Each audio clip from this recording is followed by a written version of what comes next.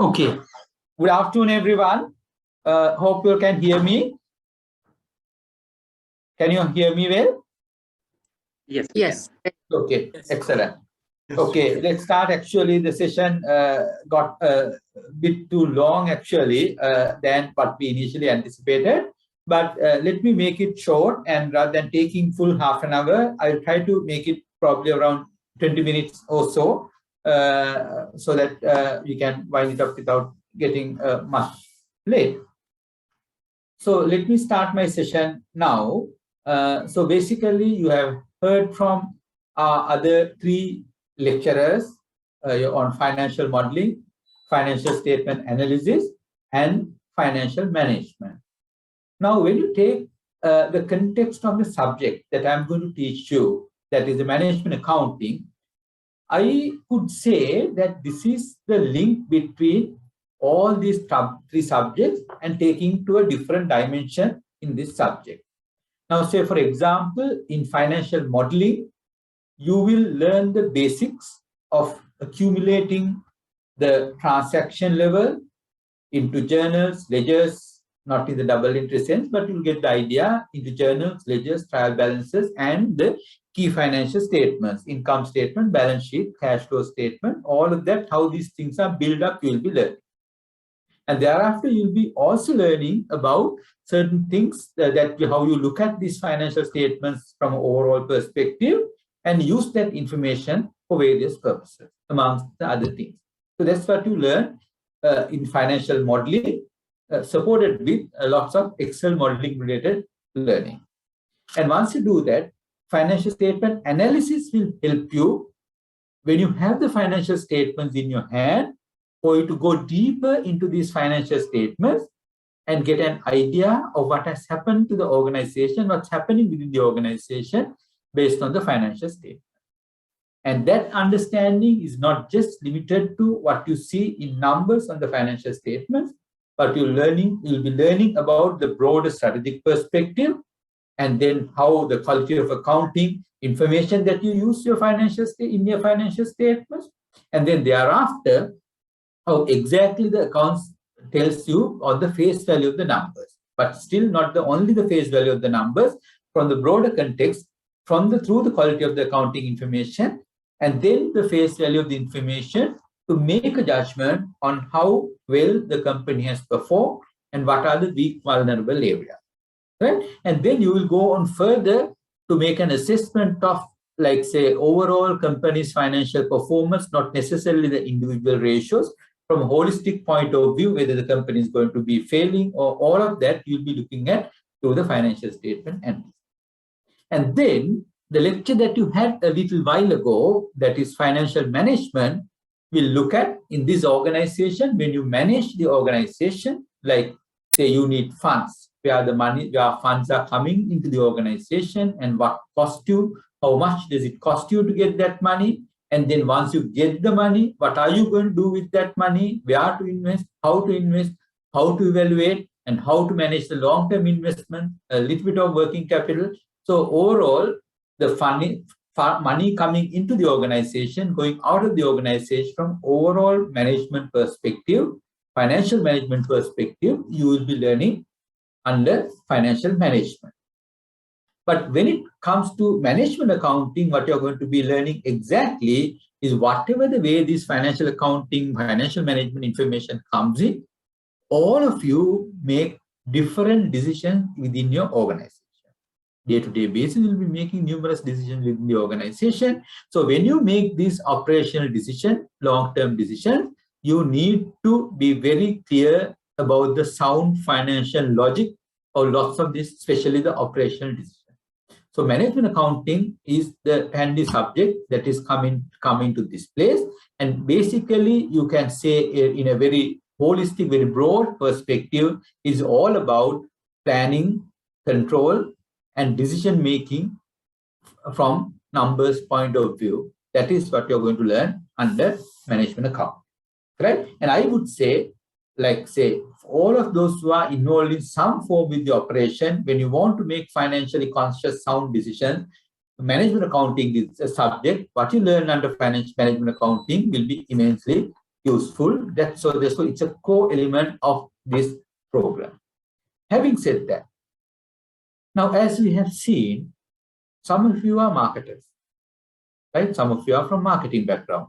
So as marketers, you have good ideas, you may have good communication skills, right? You are maybe very creative people, right? But whatever those talents and the skills that you have and the professional knowledge that you have, and when you want to do something, when you want to justify something that you're trying to do, or when you want to defend something that you have done, and you want to talk that in a language that is understood by the board members, the senior management team, you need to have the financial logic.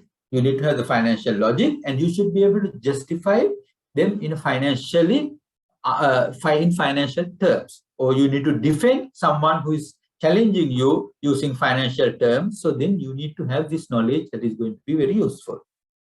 And then, like I told you earlier as well, so when you take bankers, you go through professionally qualified bankers, you go through a very comprehensive educational program, professional qualification in banking, right? So, and get all the important knowledge about the banking aspect.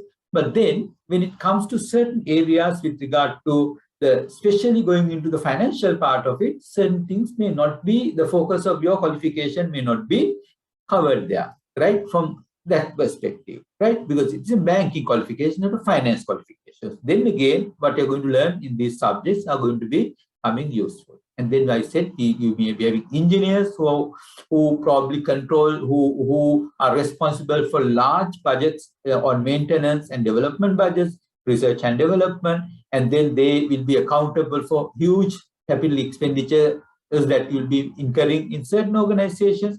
So therefore, those who are coming from engineering background also, they are involved in lots of decision making where financial sense is very, very critical. So they too find what you learn from this program very, very useful. And apart from that, whether you are a general manager, a CEO, or a person who's leading as a professional an organization, or who is leading your own organization, or you're a business leader, still you need to be very thorough about the language of finance and how your decisions will impact the financials and how you make financial sound, sensible decisions. So that's where the financial management accounting subject is going to be useful. Now, having said that, now I will be taking another probably 15-20 minutes time maximum. What I'm trying to tell you is, first I'll be taking you through the basic things, the concept that you're going to learn under the subject of management accounting, right? And thereafter, I'll be spending a couple of minutes, like say what is my style of lecturing and what I expect from you for you to do well in this subject, and a little bit about your examination paper and the book and assessments and everything. I'll be spending a couple of minutes each once I finish that part of the lecture. So having said that, let me take you through what you're going to learn in this program, right? Now, whenever you speak of finance, accounting, accountants, finance managers, always, if I ask you the single term that comes into your mind, what is that? When you speak of the people, the finance team members in your organization, what is the term? What do they always speak of? Yes, your accounting people, your finance people. But do they always speak of cost? Exactly. So they always speak of cost, right? For them, it's a big deal, right? So sometimes what you wonder why the hell they should be spending so much time, why the hell they should be talking so much on the cost.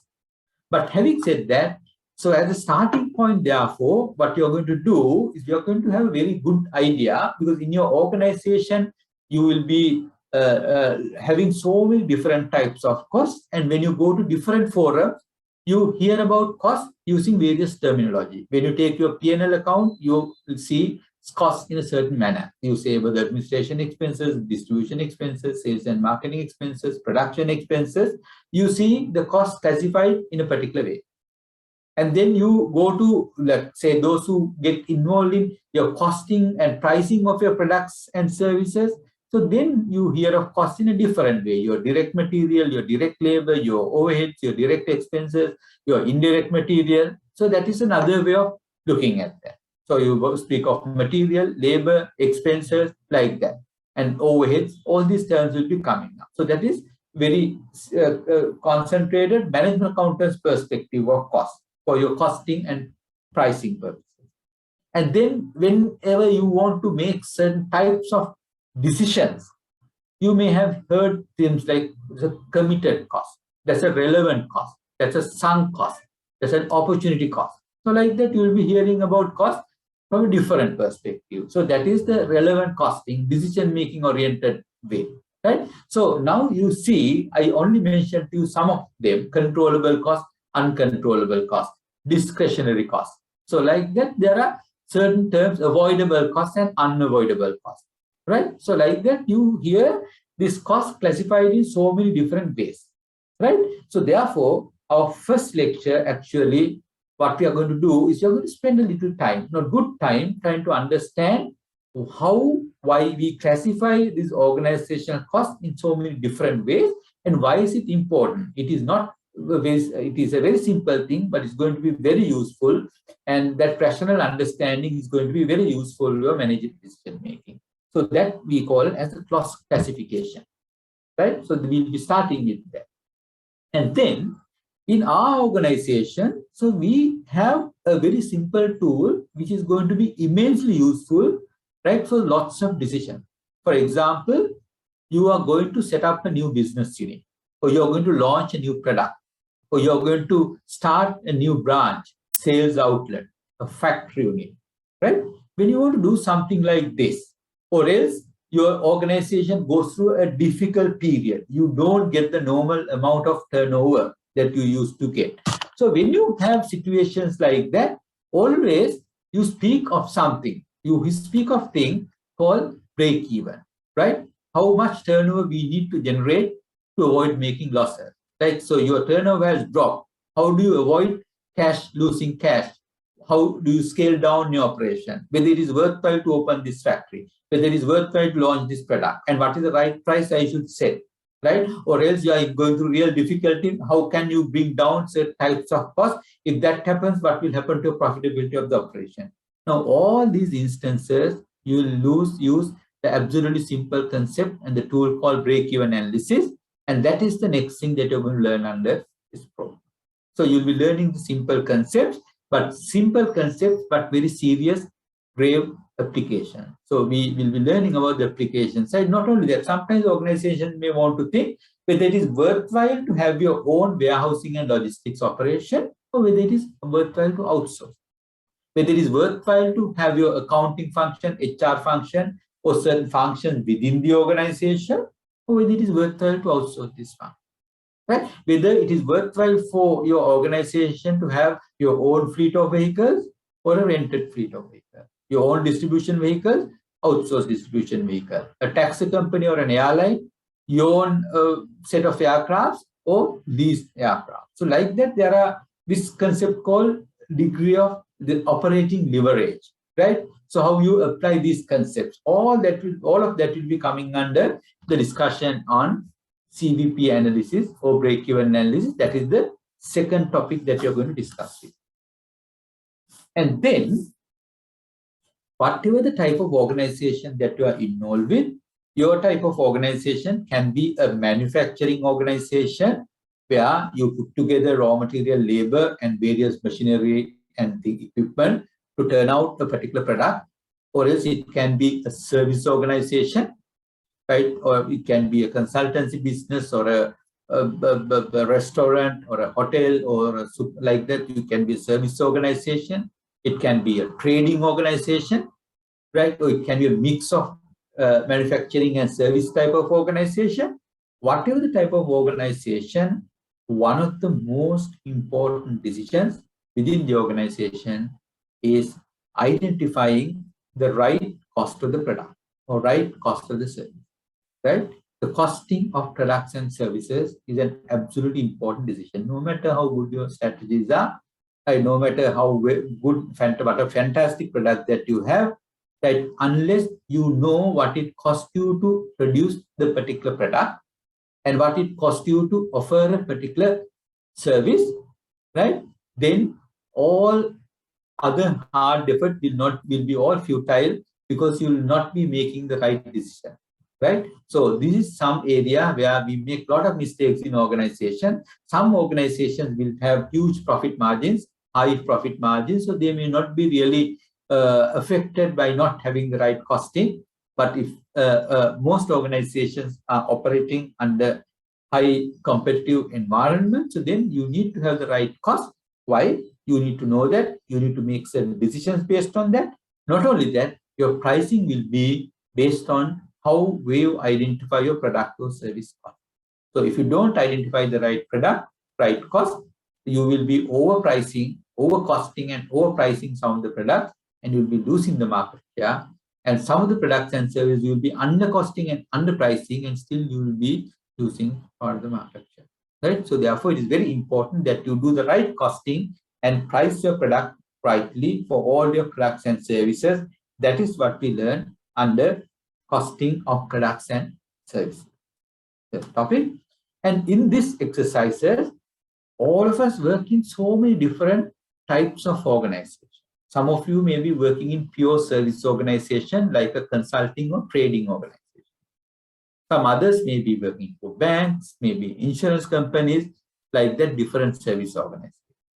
And others who are into manufacturing, you may be into manufacturing operation like a printing organization where you get a specific jobs and get that work done.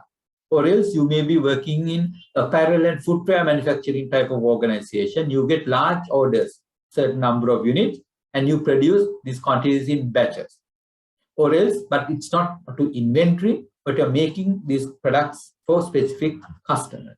Or else you may be there may be consumer manufacturer organization type of products.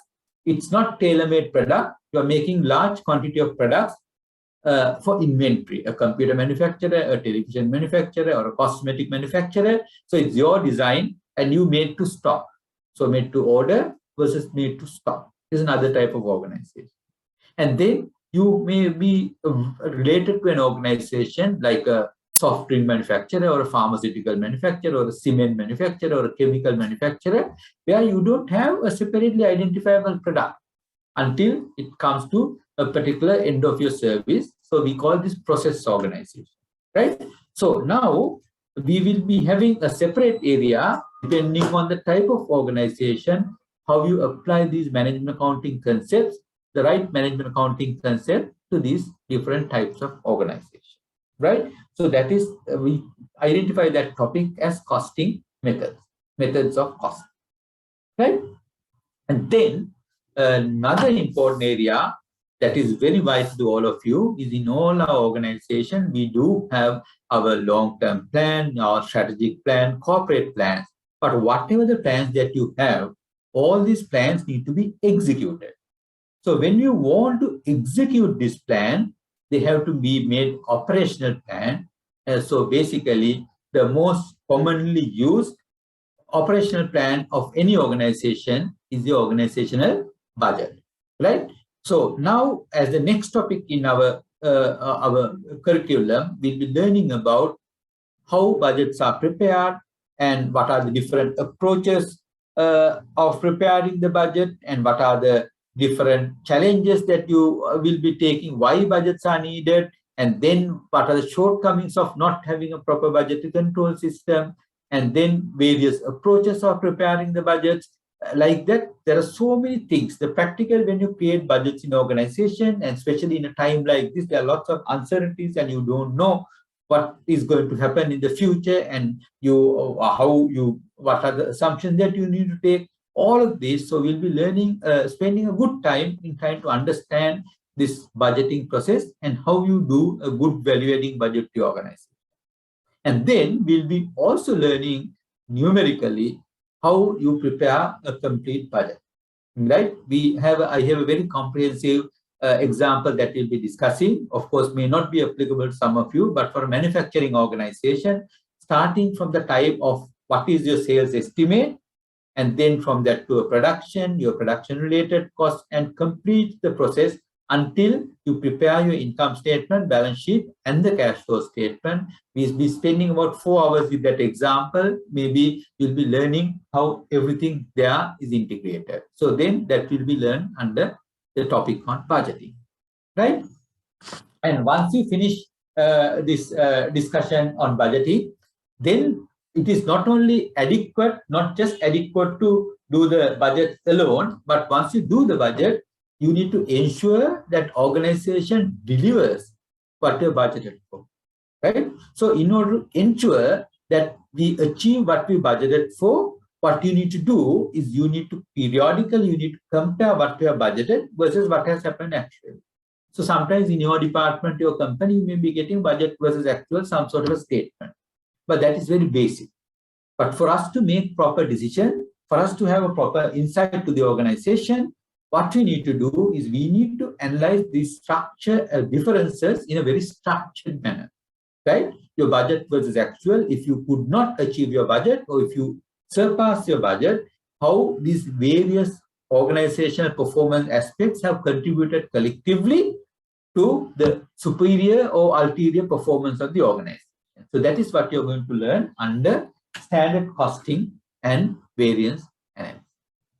And when you do that, why you need this is to measure organizational performance and control the whole people responsible and accountable, and then you can evaluate their performance and you can reward them, right? So in that exercise, we'll be identifying the organization as different units as cost centers, profit centers, investment centers, revenue centers. Like that, we will be creating a performance management framework, and that is what you're going to be learning under performance evaluation. And in this exercise, we'll also be learning when you want to evaluate divisional segmental performance, what are the parameters that you should be using so that you make the right decision about this individual organizational unit, right? We call that responsibility centers and performance evaluation, right? The contribution of financial factors and non-financial factors, and how you could have an optimal mix of these financial and non-financial factors to make the right decision and right performance evaluation, so that you'll be directing the organizational resources to the most desirable outcome. Like I heard one of you asking questions in such a manner that the shareholders' wealth is going to be maximized. So that's about the performance evaluation. And then we will also be learning about another important aspect. And you have lots of organizations, they are large organizations, you have different divisions, departments, segments, strategic business units, customer groups, and like things like that. When you have them, sometimes when you interact with internal divisions within the organization, you may not be offering your products or services at cost, right? There may be a price involved. They're what we call transfer price, a manufacturing organization to service organization, service department to the administration departments. We have what we call a transfer price, right? So this also another very important aspect of large integrated organization. When these individual divisions offer products and services across these departments, what is the right transfer price to be used? It's very, very important. In a simple local organization, it may be very much simpler, but in large multinational, where you have manufacturing in one part of the world, marketing doing another part of the world, product development doing another part of the world, like they have very complicated structures, so that they will get the best out of the duty structures, the capital repatriation differences, and all tax havens, all of that, so that you get the best for your own organization. So that is all about the transfer pricing that you're going to learn under this topic. So therefore, when you look at these different types of areas that you're going to learn, so I've just very quickly but completely I told you the topics that you're going to learn under the subject of management. So now you see, irrespective of the type of organization, irrespective of the level of within your organization that you work for, these concepts are going to be very, very useful to you, right? So quickly to sum up the topics, the classification of costs for different purposes, break-even or CVP analysis, costing and pricing of the product, different costing methods, the budgeting in organizations, and standard costing and variance analysis, performance evaluation, and transfer pricing, and one area that I did not mention about organizational decision making. Right? Sometimes the organization may be having a lot of excess capacity, right? And then what is the then whether you could bring down your price and offer it at a lower price, right? Or else particular division segment of the organization is not making profit. Why? Because there are certain allocated costs, cost apportionments, head office cost that is going to come in. So whether it is a worthwhile division or product category or segment or the brand to continue or not a worthwhile segment. Or else when you have limited resources, your warehousing capacity is limited, your LC opening capacity is limited, or else the number of customers that you can service in a bank or any service organization is limited. So then when the resources are limited, how best you should allocate these limited resources so that you get the best for the organization overall point of view. So that is where you'll be learning about the relevant costing for decision making. All this what I told you about the opportunity cost, sunk cost, committed cost, cost apportionment, all of that you'll be learning under that, and that is going to be pretty handy. And you'll learn this topic, you'll be challenging everybody at every meeting, because most of the organization, we may not identify them rightly, and it is very challenging to identify the right cost. So therefore, relevant costing related topic is also going to be a very important topic. So basically, those are the areas that you're going to discuss with me. And like you have seen, different lecturers have different styles, right? My style is also slightly different. I do not use PowerPoint presentations. I use very few PowerPoint presentations, right? So there is a book, textbook, that standard textbook that I will be using. Because why I don't use a very structured presentation is that each and every class is different. You all come from different backgrounds, that you all ask different types of questions. So therefore, I let the lecture evolve in each class. You will be interacting with me, and together we'll be building up the lecture. So therefore, there is not going to be a PowerPoint presentation, but for each chapter, I will tell you which section, which segment of the books to read, what are the nice to read things, and what are the must read things.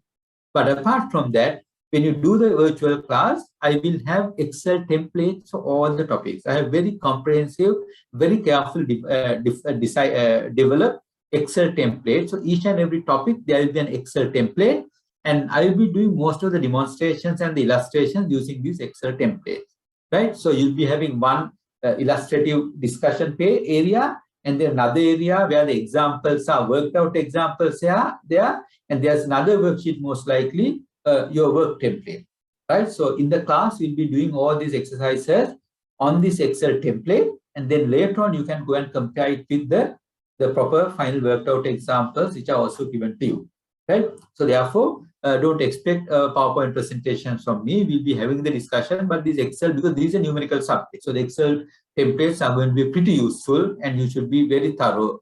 I don't expect, you are not supposed to have very serious professional Excel knowledge, but the basic Excel knowledge is going to be very, very useful. So therefore, because that is the only way that we can teach this subject numerically. Because if I just start writing on this, whatever my whiteboard or whatever, it's going to take a lot of time, but it's a very fantastic tool when you use it properly. So therefore, if you are very weak in Excel, basic Excel, just get yourself refreshed. Otherwise, we will do it as we move forward through the session. So that's my style of lecturing. And the exam paper is a 3-hour open book examination. And there are 7 exam questions on the paper, each carrying 20 marks. So out of 7, you need to pick 5. So 5 into 20, 100 marks. That's how you're going to pick the marks. And the part A is compulsory. There are 2 questions which are compulsory. Part B, you have the choice. You can choose from 3 out of 5. So that's the examination paper. And we'll be having group assignments, right?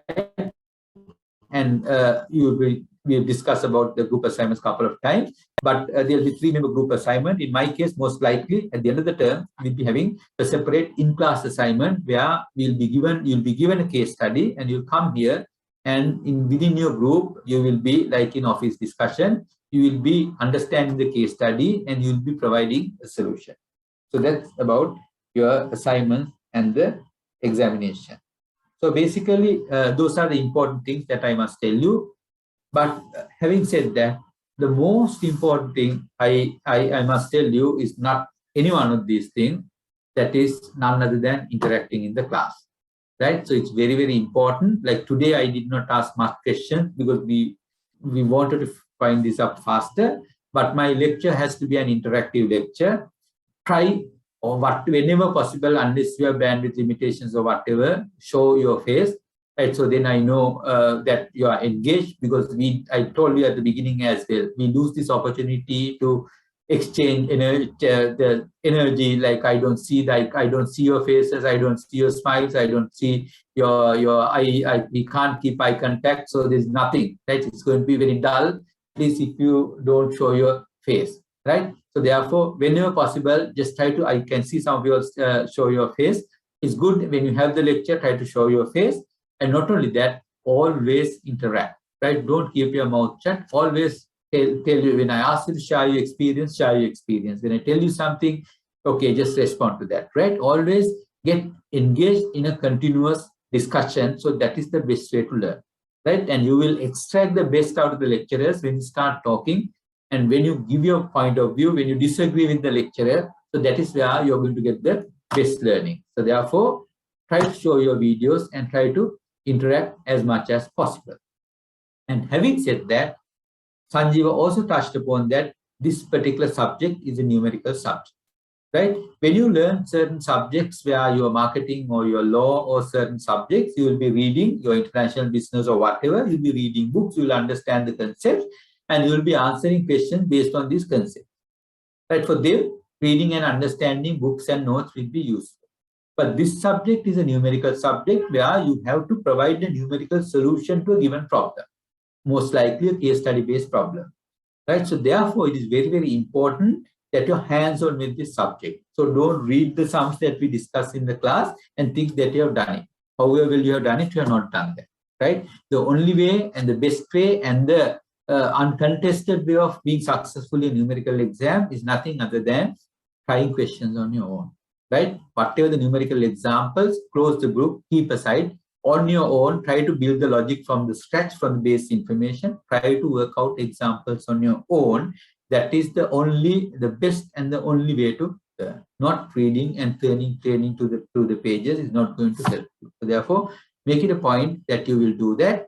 And one thing that you can do is you can do the Excel worksheets as well. But other than that, if you feel they are a big fee, another thing that you can do is these sums that we do in the class. If you have time on, you can even take CR book and work these sums on your own.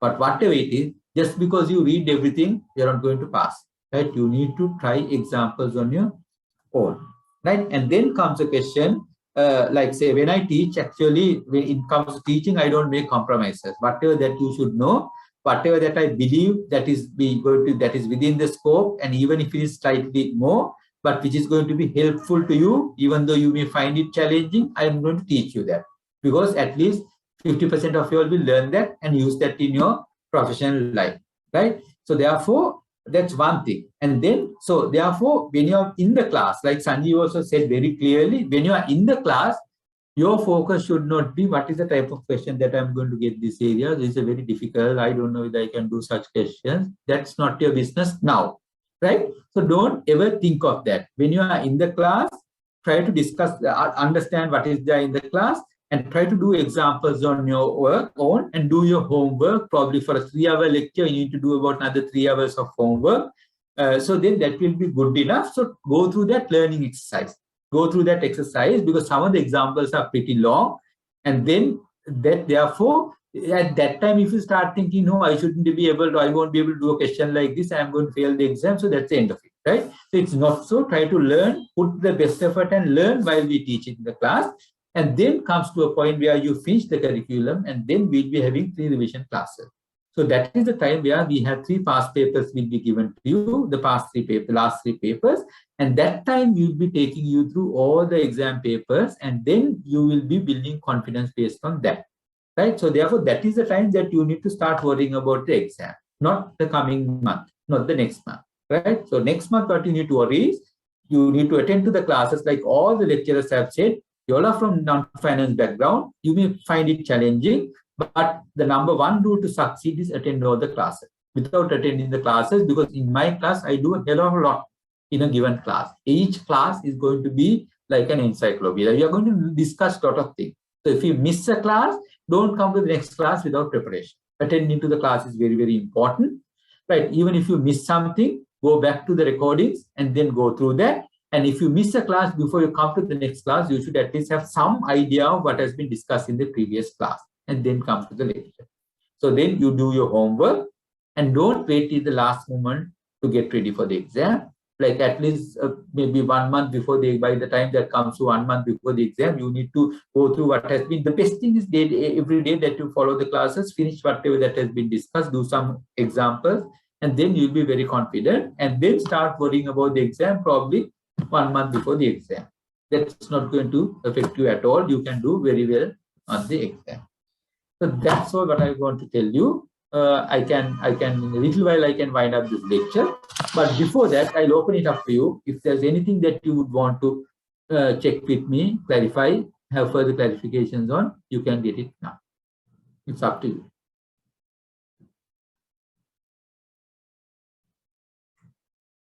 Any questions, clarifications?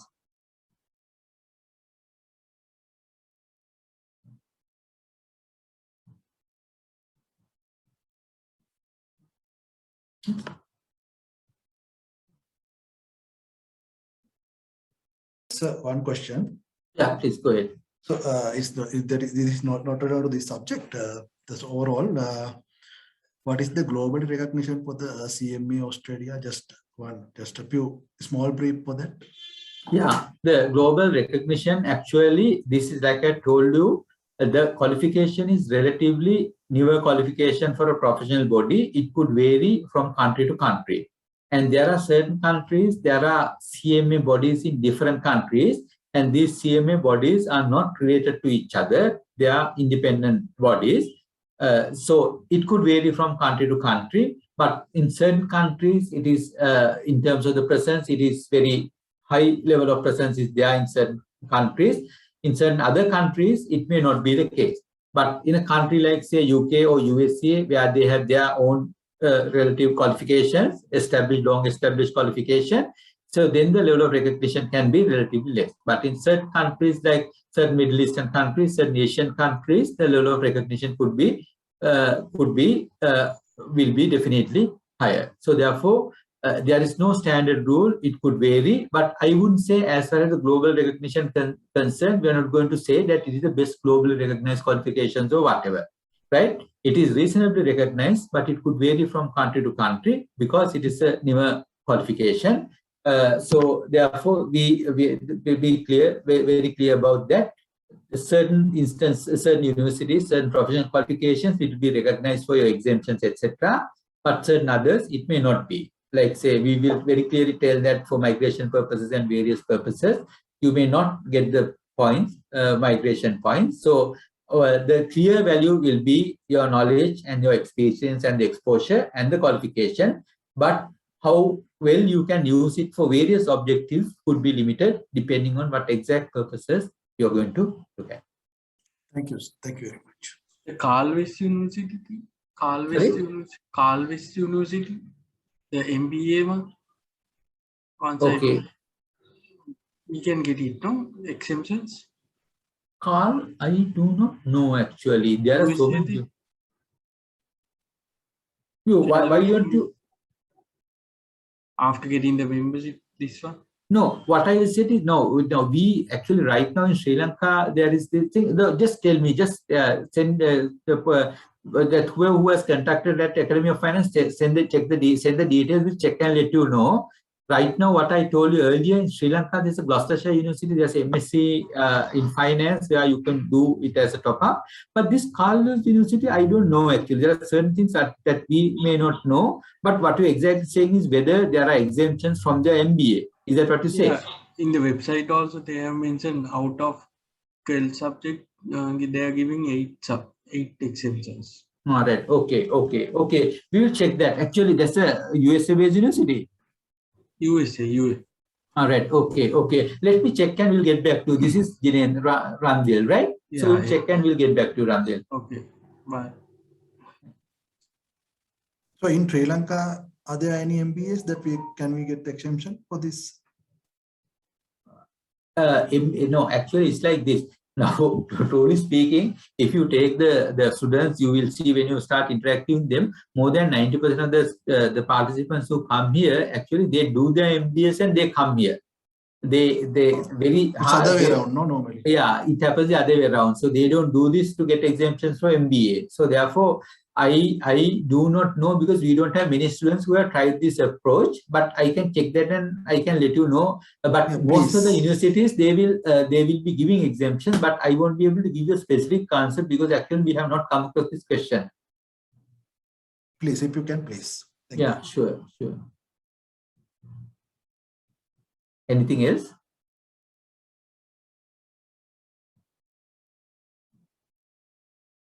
Okay, I think we had a pretty long session. It's close to 3 now, 2:46. So once again, I must thank you for being here, being with us for this session, and hope that you got something useful. Whether you actually, we have more than 50 participants who are already registered for the program, formally registered for the program. So last time we had almost 100 participants, not in a single class because we'll be in 3 different classes. So depending on the subject combinations. If not a similar number, at least we should have a pretty decent number so that you can have proper interaction if you make it right. And another thing that I must tell you is, like, those who have decided to follow the program, now that you have decided to follow a program and it costs you money, right? More than money, it's going to cost you time, right? So then it's going to cost you money, it's cost you time. But then, so get the best out of the program. That I can tell you pretty sure that if you have done a very easy route MBA, so this qualification cannot be done like that. But the lecturers will be putting, for an MBA for a particular subject, most likely you would have 25-30 hours of face-to-face teaching per subject. But here, 60 to 65 hours of face-to-face teaching will be there, and you will be learning a lot of new things, right? But we'll be giving, not that it is difficult, but you need to, having decided to spend your time and money, spend that time wisely, right? And put quality work and try to get the best out of this qualification. Just don't try to do this for the sake of doing another qualification or for the sake of getting another paper into your hand. That paper also going to be useful, but what is going to be more useful is not that the paper that you're going to get, but you will, in fact, you will see your way of thinking is going to change completely, not only in terms of your work approach, but in your personal life as well. Because when you are financially, however good people are, like someone said, one of the lecturers also at the beginning, however good the country is, like, unless you manage the finances, it is not going to be, you are not going to get the desired outcome. So it happens to your country, it happens to your business, it happens to you personally. So therefore, having a proper financial discipline and understanding finances is very, very important, irrespective of what you're going to do. So therefore, having decided to spend your time and money, spend that time and money wisely, get the best out of this program, and you'll be enjoying it if you do it that way. And then you'll come out as a different person. So that's what we want you all to do. That's it. Thank you. Anything Thank else? you very much, sir. Thank you very much. Thank you. Okay. Thank you then. So we'll wind up with that. Okay. Thank you. Thank you very much. Okay. Thank you so much, sir. Okay. So enjoy your weekend and see you, Thank you very next much. week. You too. Wish you the same, sir. Thank you. Thank you very much, sir. Yes.